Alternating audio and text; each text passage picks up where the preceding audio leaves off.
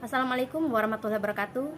Perkenalkan, nama saya Putri Ayu dengan NIM D1A021061, kelas A1 dari Fakultas Hukum Universitas Mataram. Sebelumnya terima kasih kepada Ibu dosen Aditya Nini Rizky Apriliana SHMH selaku dosen pengajar mata kuliah HTN atau Hukum Tata Negara.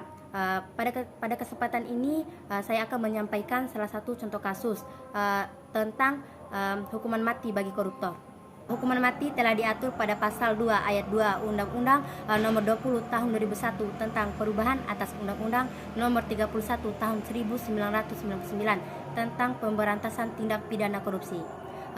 Ayat 1 yang berbunyi, setiap orang yang secara melawan hukum melakukan perbuatan memperkaya diri sendiri atau orang lain atau suatu merugikan keuangan negara dapat atau perekonomian negara dipidana penjara dengan penjara seumur hidup atau pidana penjara paling singkat 4 tahun dan paling lama 20 tahun dan denda paling sedikit 200 juta rupiah dan paling banyak 1 miliar rupiah. Merujuk pada nomor Undang-Undang nomor 31 tahun 1999 tentang pemberantasan tindak pidana korupsi.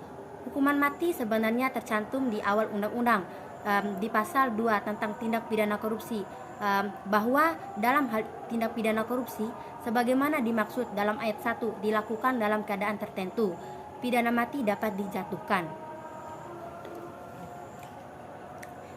Keadaan tertentu dimaksud sebagai pemberatan bagi pelaku korupsi apabila tindak pidana tersebut dilakukan pada waktu negara dalam keadaan bahaya sesuai dengan undang-undang yang berlaku, pada waktu terjadi bencana alam nasional sebagai penggulangan tindak pidana korupsi, atau pada waktu negara dalam keadaan krisis ekonomi dan moneter. Sejatinya wacana hukuman mati didukung oleh pihak seperti Firly Bahuri, Ketua Komisi Pemberantasan Korupsi KPK. Selain itu, Jokowi pernah menyatakan akan bisa merevisi Undang-Undang Tipikor supaya korupsi bisa dijatuhi hukuman mati.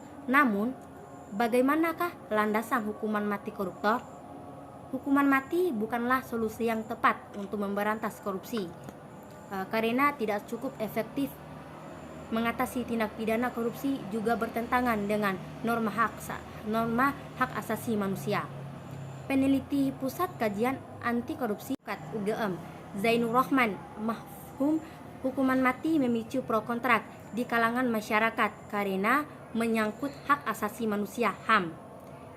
Ia menjelaskan catatan utama menolak hukuman mati yaitu terkait hak hidup seseorang yang tidak dapat dikurangi dalam keadaan apapun, sebab selain itu terjadi di negara masih sering ada error dalam penegakan hukum. Hukuman mati juga belum mempunyai bukti ilmiah dapat menimbulkan efek jera. Sementara dari sisi kelompok pendukung hukuman mati, Zainur mengatakan mereka menilai korupsi merupakan kejahatan yang sangat serius dan mengakibatkan sengsara. Selain itu, hukuman yang diberikan kepada koruptor selama ini tidak membuat efek jera. Terlepas dari pro kontra pidana mati, korupsi sebagai kejahatan bermotif ekonomi, maka bentuk pemindanaan harus dapat memiskinkan melalui perampasan aset hasil kejahatan. RUU perampasan aset ini ialah salah satu indikator keseriusan negara dalam melawan korupsi, namun sayangnya terus ditolak DPR dan pemerintah. Pakar hukum pidana dari Universitas Trisakti Abdul Fikar Hazar menuturkan pidana mati merupakan hukum positif di Indonesia, yaitu diatur dalam pasal 10 KUHP. Ia beruzar tuntutan mati yang diberikan jaksa kepada Heru karena korupsi sudah dikualifikasikan sebagai tindak pidana sangat berat. Secara yuridis tidak salah JPU menuntut hukuman mati karena memang menurut keadilan negara. Karena itu sah-sah saja, tidak ada masalah apapun. Namun, secara sosiologis, Fikar berpendapat akan lebih baik hukuman maksimal yang diberikan adalah pidana penjara seumur hidup. Sebab menurut dia, hukuman mati menutup pintu kemungkinan kekeliruan, kesalahan, bahkan terkesan mendahului Tuhan. Karena itu, meskipun KUHP kita masih bisa dijadikan dasar menuntut hukuman mati, sebaiknya tidak digunakan lagi. Lebih adil seumur hidup tanpa remisi.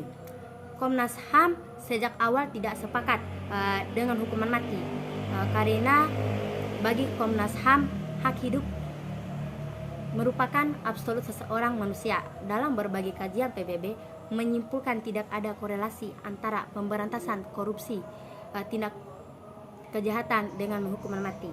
Revolusi Dewan HAM PBB justru mendorong untuk menghapus hukuman mati. Saat ini tinggal sedikit saja negara yang masih menerapkan hukuman mati. Di antaranya adalah negara kita, yaitu negara Indonesia. Menurut Taufan, Indonesia tidak saja dinilai dari seberapa kuat membangun sistem pencegahan dan penindakan terhadap praktek korupsi, tetapi juga akan dinilai seberapa jauh memiliki komitmen terhadap kepatuhan standar hak asasi manusia. Tetapi memunculkan lagi wacana hukuman mati kepada koruptor. Taufan prihatin Indonesia kembali lagi disorot internasional karena dinilai tidak patuh dan tidak memiliki komitmen yang kuat kepada hak asasi manusia. Mungkin hanya itu saja yang dapat saya sampaikan. Semoga dapat bermanfaat bagi kita semua. Wabillahi taufiq wal hidayah. Wassalamualaikum warahmatullahi wabarakatuh.